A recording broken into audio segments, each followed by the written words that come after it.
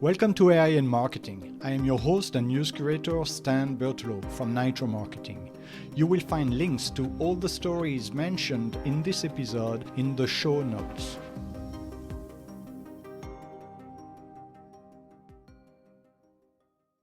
Hello, this is Nia, your voice for today's headlines. It's Tuesday, April 14. Here is what we are covering. Join me on LinkedIn Live on Tuesday, April 29, 2026 at 10 a.m. ET/4 p.m. CET for a 30-minute session on how I run a 13-agent marketing team. Every marketing leader I talk to is fielding the same question from their CEO. What are we actually doing with AI? Most of the answers I hear, we bought Copilot, the content team drafts faster, aren't going to hold up much longer. I decided to test whether AI agents could change how a marketing team is staffed, how it spends its budget, and how it hits pipeline. Over the past few weeks, I've built and run a 13-agent marketing team in production at Nytro. Not as a proof of concept, as the actual operating model. Agents handle structured, repeatable work well. Research, list building, first drafts, reporting, meeting prep. They're useful as a second brain on strategy, messaging, and analytics interpretation, but they shouldn't own those decisions. And they should stay completely out of client relationships, brand judgment, and anything with legal or financial exposure. The bigger surprise was what I got wrong. I assumed the roles most leaders are tempted to automate first would be the right starting point. They weren't. That's the part you should probably protect the longest. In this session, I'll walk through the full system, how the roles are split, what's paying off, what I've changed mid-flight, and where I'd tell another marketing leader to start. I'll leave time for questions, bring the hard ones. Next, the New York Times reports that Ben Riley, a cognitive science enthusiast, discovered his father Joe's refusal to follow medical advice for chronic lymphocytic leukemia, influenced by AI-generated research. Joe, a retired neuroscientist, trusted AI tools like Perplexity over his oncologist recommendations, believing he had developed a rare cancer complication.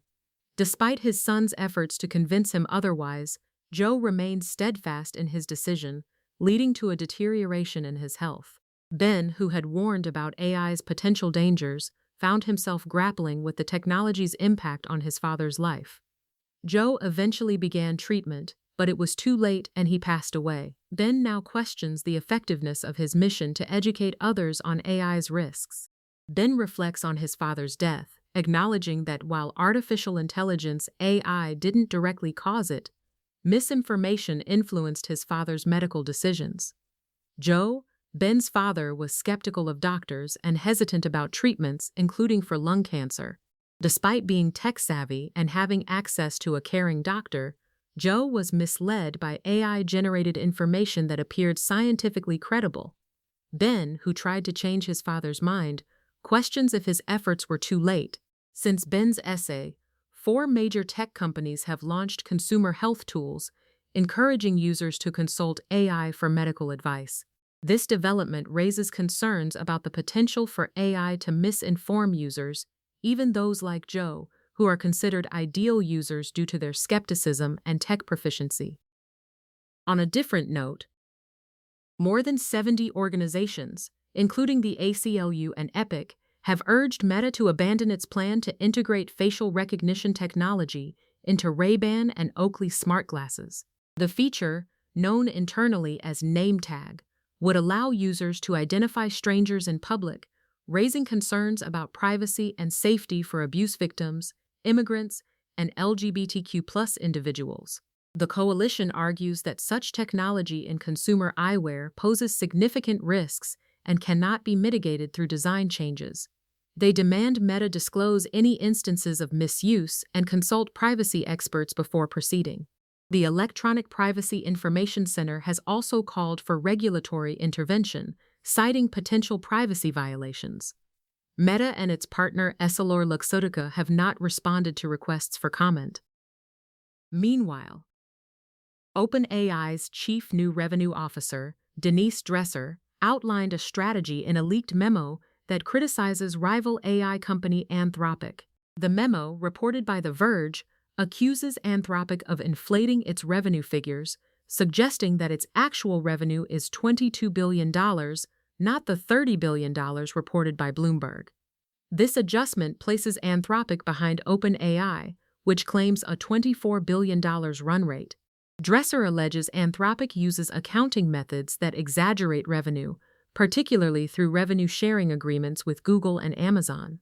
Ironically, OpenAI's own financial boost comes from a recent $50 billion investment plan by Amazon, following a partnership with Microsoft that Dresser claims restricted OpenAI's market reach.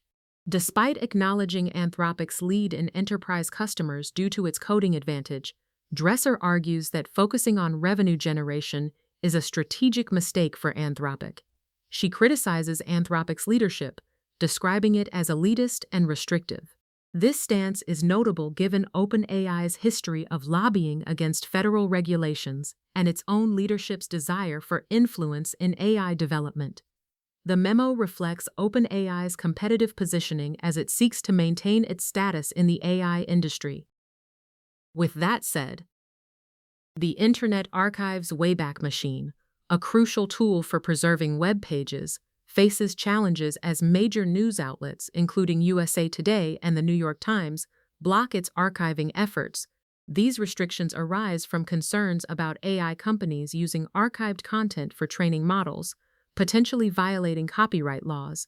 Despite these challenges, journalists and advocacy groups such as the Electronic Frontier Foundation are rallying to support the Wayback Machine, emphasizing its importance for accountability journalism and historical record-keeping. The tool has been instrumental in uncovering changes in news articles and providing evidence in legal cases. The Internet Archive continues discussions with publishers to address these issues, aiming to maintain access to digital history. Shifting gears. Katie Michelle, Insights Manager at Full Intel, discusses the evolving nature of disinformation on platforms like TikTok and Threads. Misinformation now travels through multiple social media channels, gaining credibility and losing context before reaching mainstream media.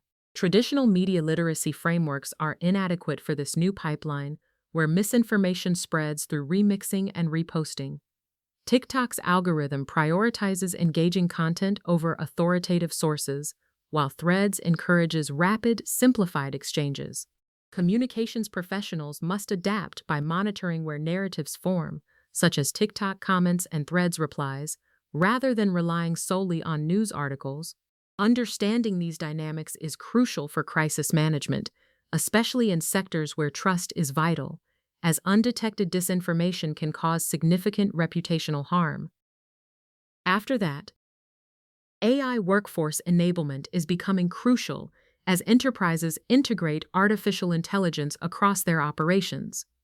Organizations are realizing that adopting AI technology alone is insufficient for transformation. Workforce readiness is essential.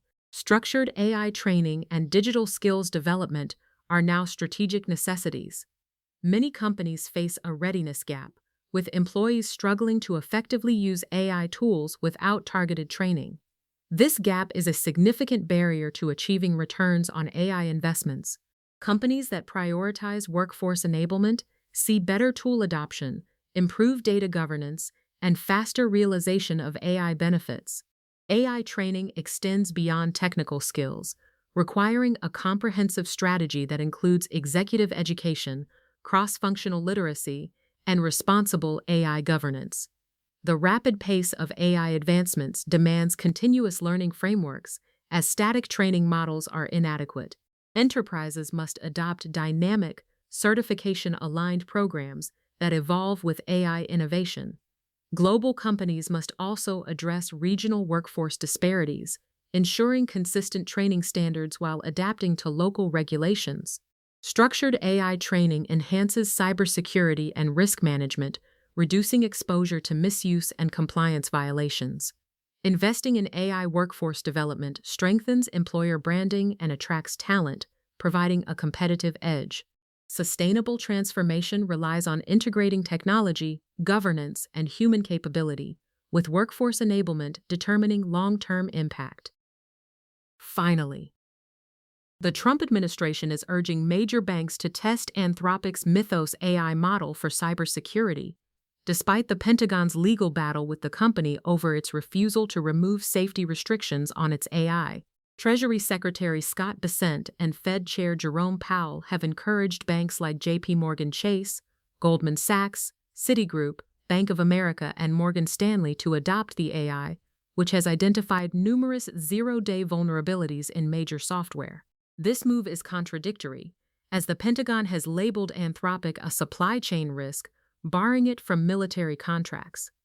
The administration's conflicting stance highlights a lack of coherent strategy, with economic officials promoting a technology that defense officials seek to blacklist. Anthropic's Mythos AI, not initially designed for cybersecurity, has shown significant capabilities in identifying vulnerabilities, leading to its restricted release through Project Glasswing. This initiative involves around 50 organizations, including tech giants like Amazon and Google. The situation has prompted international regulatory scrutiny, with UK officials examining potential risks. The bank's compliance with the administration's recommendation underscores the influence of top economic officials, despite the Pentagon's concerns about Anthropic's technology. The episode reveals tensions within the administration's approach to AI policy. Thank you for tuning in to AI and Marketing. If you want to learn more, check out the episode description. Be sure to subscribe on your favorite podcast platform so you never miss an episode. Contact us to learn how to launch your own AI-generated podcast at nitromarketing.com. That's Nytro marketing.com. See you tomorrow for more AI and tech news.